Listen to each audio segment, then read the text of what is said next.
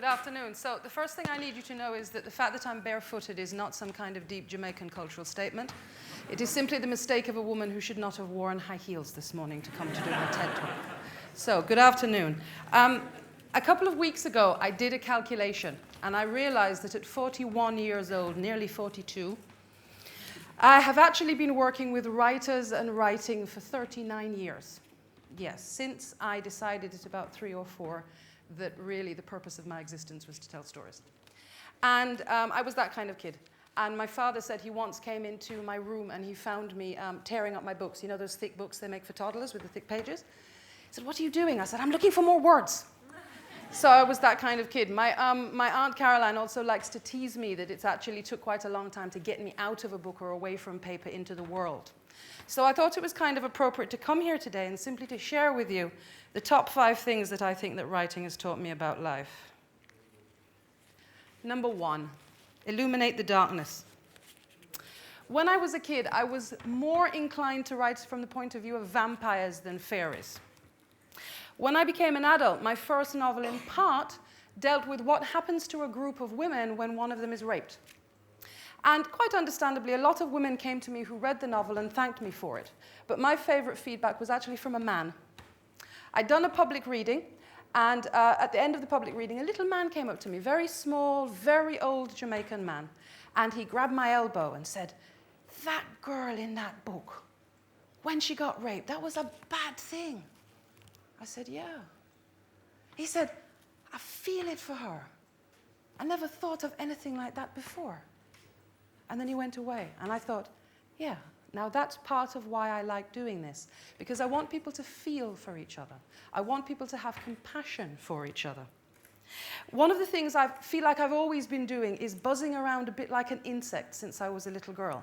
Not something noisy like a bee or a mosquito, but something that's in Britain, there's something they call a daddy longlegs. It's very silent, gets into strange little dark corners.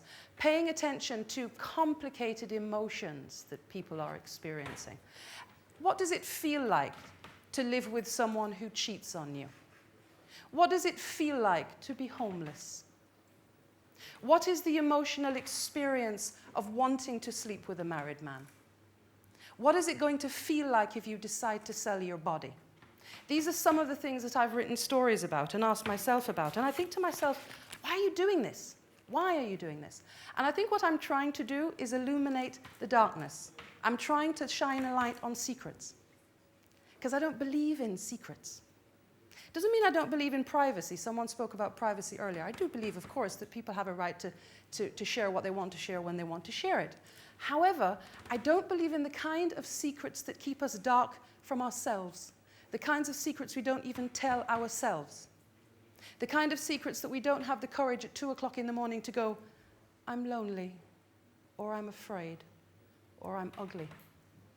And I think one of the things that literature can do is to increase our tendency to look at our own darkness, even if no one else can see it, even if we're not ready to show it to anyone else, rather than choosing repression, or rather than choosing resilience, to actually say to ourselves, this is who I am and this is how I'm feeling. So it's one of the things that I think is very important that literature does. Another public reading I gave, a woman put up her hand. By this time I'd written my second novel. It was essentially about a man going mad who was homeless.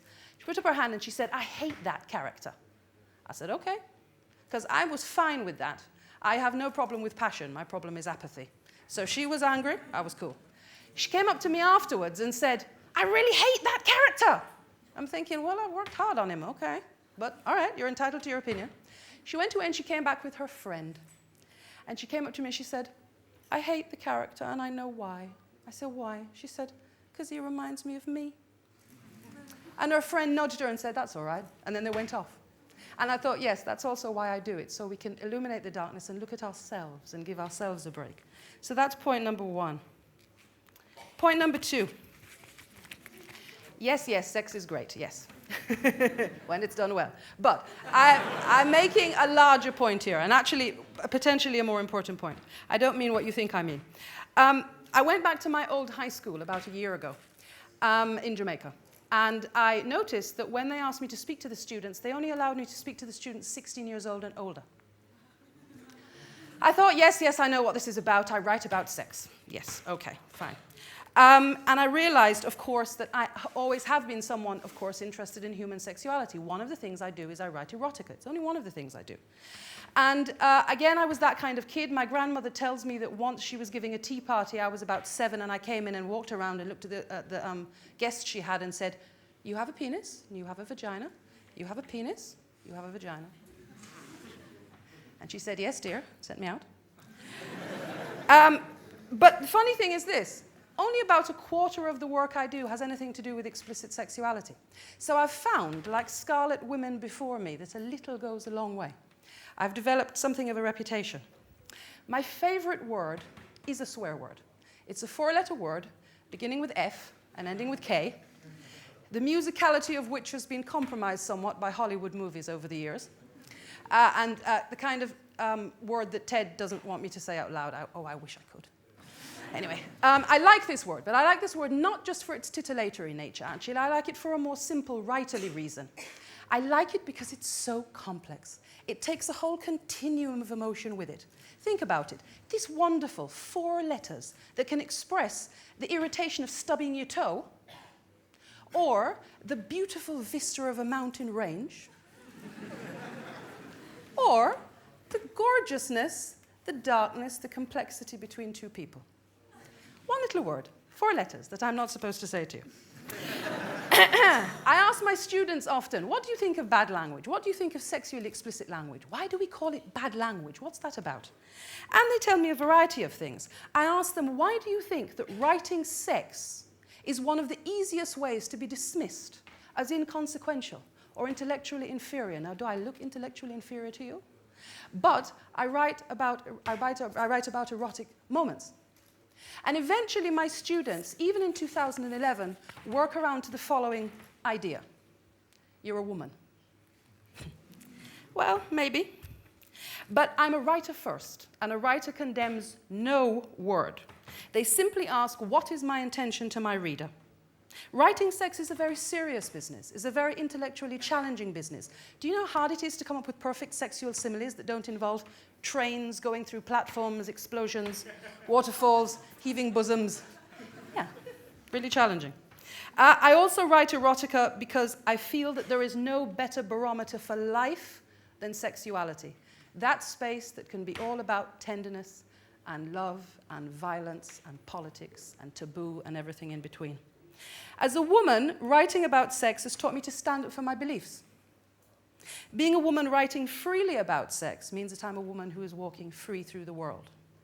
Point number 3, one little thing at a time. In 2000, I stopped writing novels. Every single time I came to the page to write a novel, I could actually hear my own teachery voice. I teach creative writing. I teach people how to write novels. I could hear my own voice going, "The purpose of the first sentence in the story is to get the attention of the reader. You can't write."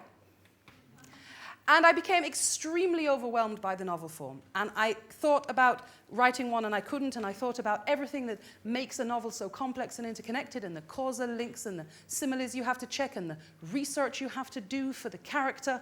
I thought of all of these things, and I couldn't do it. I banged out a lot of short stories. Couldn't write a novel for a long time.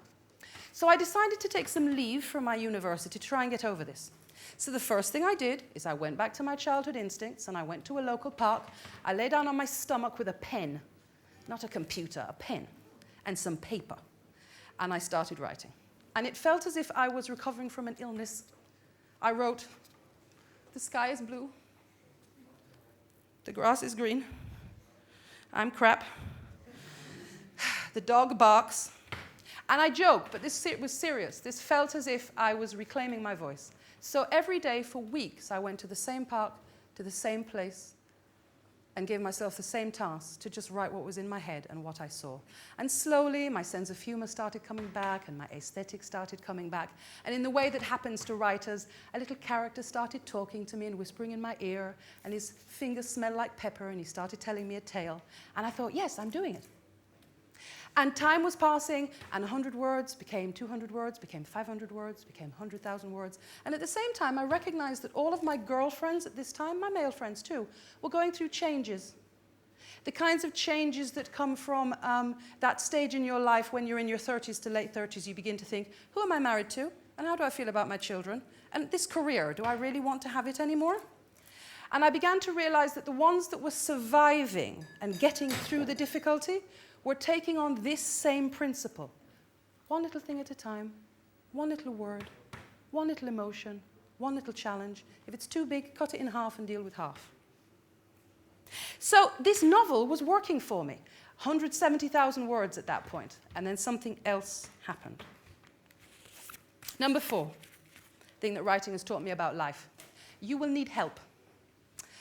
In May 2009, I woke up one morning and it felt as if someone was using a hot hammer to pound my hands. The pain radiated from my hands into my wrists and all the way up in both hands into my elbows. And I genuinely have never felt pain like that before. And I tried to breathe, and I thought of calling my best friend, who's in the audience. And I thought about calling my mother, and I thought it's 3 o'clock in the morning, and I tried to breathe. And I cried. And eventually, as soon as I could, I went to my doctor. And I said something that I was going to say almost constantly for the next 2 years. My hands hurt. Eventually, it was diagnosed as something called repetitive strain injury.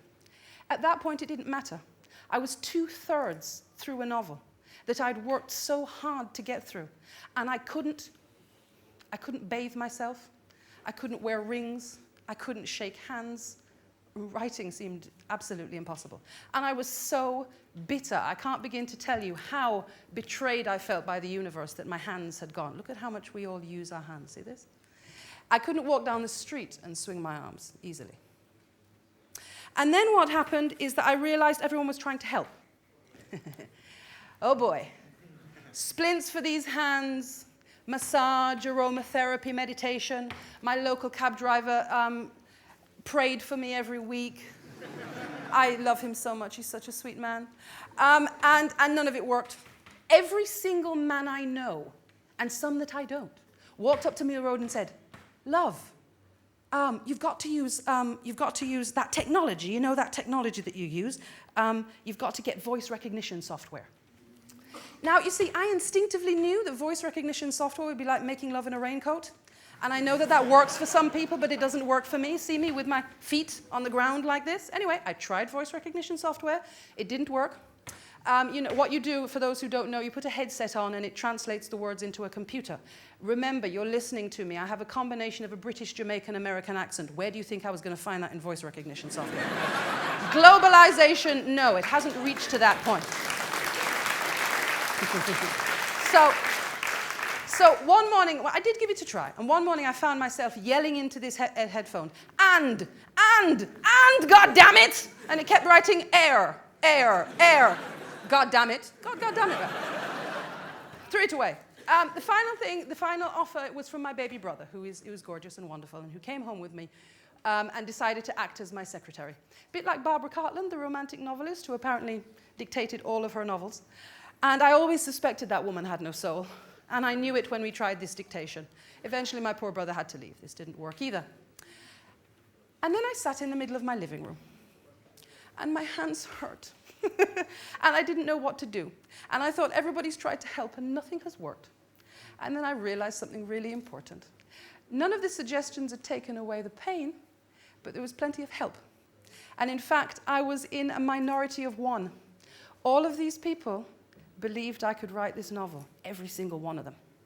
So I got down on my tummy, and I turned on some Jamaican traditional music with lovely names like Nyabingi and Brookins and Kumina, and I did it. I wrote 55,000 words and finished that novel in 3 days. Yes, thank you.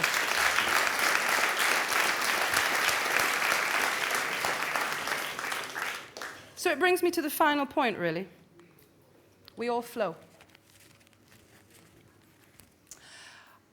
Across those 3 days, when I decided I was going to do this, I entered into a state that I call the flow.